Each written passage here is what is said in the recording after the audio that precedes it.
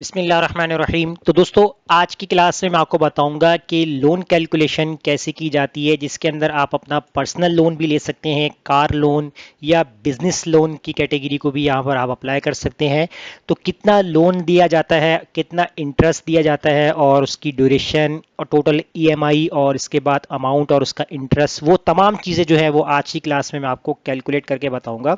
तो हम यहाँ पर क्या करेंगे, जो है वो अपनी नेक्स्ट शीट के ऊपर चले जाएंगे और यहाँ पर जो है हम अपना रिकॉर्ड को मेंटेन करेंगे। तो सबसे पहले आपको क्या काम करना होगा, यहाँ पर आपने अपने कस्टमर के जो है वो नेम आपको ऐड करने हैं। ठीक है, जैसे कि मैंने यहाँ पर ऐड कर दिया है कस्टमर नेम।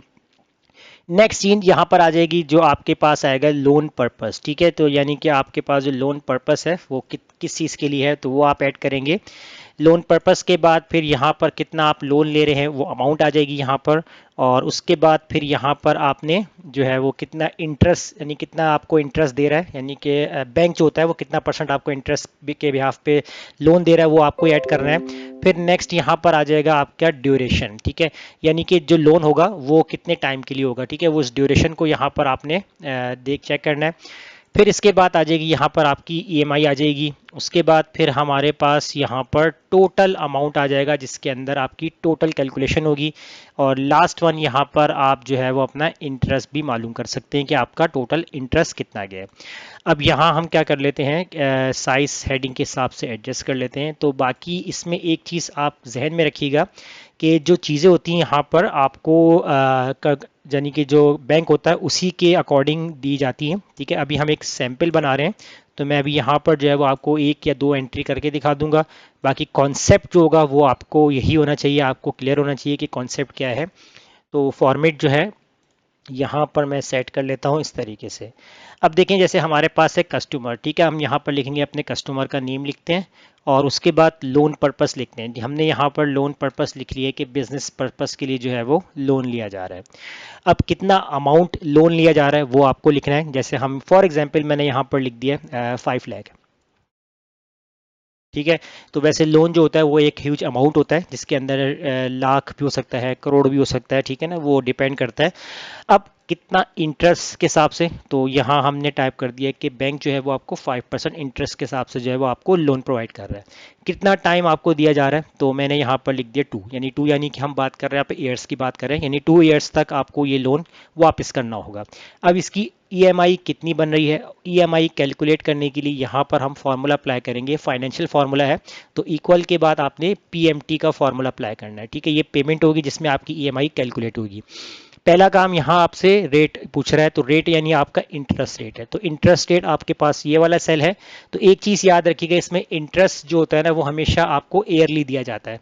तो यहाँ पर हमने सेलेक्ट किया इसको, तो ईयर से हमने इसको मंथ में लेकर आना है, तो हमने डिवाइडेड बाय 12 कर दिया।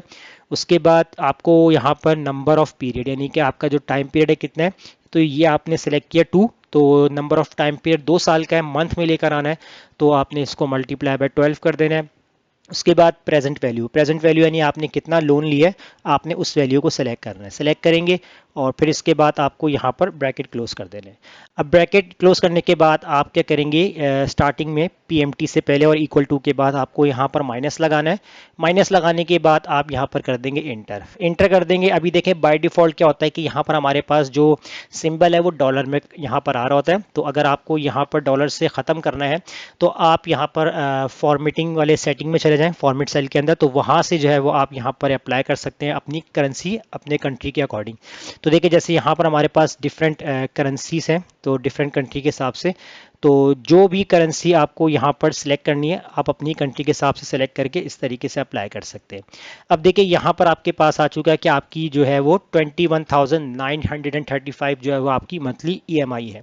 अब उसके बाद फिर यहाँ पर आते हैं टोटल अमाउंट। टोटल अमाउंट निकालने के लिए आप क्या करेंगे, आप इक्वल लगाएंगे। इक्वल लगाने के बाद आपकी जो ईएमआई है आपने इसको सेलेक्ट करना है। उसके बाद आप मल्टीप्लाई करेंगे किसके साथ, जितनी आपकी टाइम ड्यूरेशन है आपने इसको सेलेक्ट किया और मल्टीप्लाई आपने 12 से कर देना है। तो इससे आपको टोटल ईएमआई पता चल जाएगी कि आपके 2 साल तक जो आपकी ईएमआई है वो कितनी बन रही है। जब ऐसे आप एंटर करेंगे तो देखिए यहाँ पर आ चुका है 5,26,456 पॉइंट समथिंग, यानी कि 68 आ रहा है। तो ये आपके पास टोटल अमाउंट बन जाएगी। तो आपका जो ईएमआई होता है ना, इसी के अंदर आपका इंटरेस्ट ऐड होता है, क्योंकि हमने फॉर्मूला यूज़ किया फाइनेंशियल, तो वो इंटरेस्ट आपका ऐड हुआ था। अगर आपको इंटरेस्ट देखना है यहाँ पर कितना इंटरेस्ट निकल रहा है, तो आप यहाँ पर इक्वल लगा सकते हैं, और जो आपकी टोटल अमाउंट है इसमें से आपने माइनस कर देना है जितना आपने स्टार्टिंग में लोन लिया था, और यहाँ पर एंटर कर देंगे। तो देखिए यहाँ पर आपके पास कितना आ रहा है, 26,456। ठीक है, तो ये आपका इंटरेस्ट है जो कि आपको देना पड़ता है बैंक को अपने परसेंटेज के हिसाब से, जो भी इंटरेस्ट जितना भी आता है। अब जैसे अगर हम यहाँ पर एक और एंट्री करते हैं, मैंने यहाँ पर लिख दिया सलमान। अब जो भी लोन होगा, तो जैसे कि पर्सनल लोन हो रहा है जितना भी हो सकता है, तो मैं यहाँ अमाउंट लिख लेता हूँ। तो मैंने लिखा है यहाँ पर 12 लाख कर लेते हैं, 12 लाख कर लिया। अब कितना परसेंट, तो मैंने यहाँ पर 8% कर दिया। ठीक है, पहले हम क्या कर लेते हैं, यहाँ पर ये जो फॉर्मूलास है इनको हम ड्रैग कर लेते हैं नीचे तक इस तरीके से, और इस तरीके से आ गया।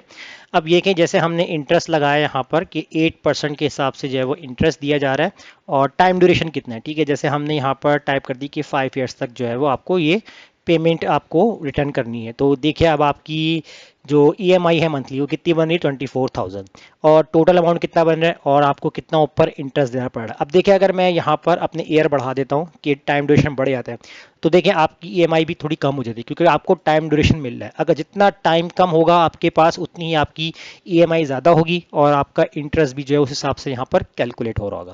अब यहाँ आपके पास जितने भी नंबर ऑफ कस्टमर आएंगे, आपने उनके नेम, उनका पर्पस, और उनका टोटल अमाउंट, इंटरेस्ट और टाइम ड्यूरेशन, ये आपको मैनुअली एंट्री करनी होगी। उसके बाद आपकी टोटल ईएमआई, टोटल अमाउंट और इंटरेस्ट ऑटोमेटिकली यहाँ पर कैलकुलेट हो जाएगा।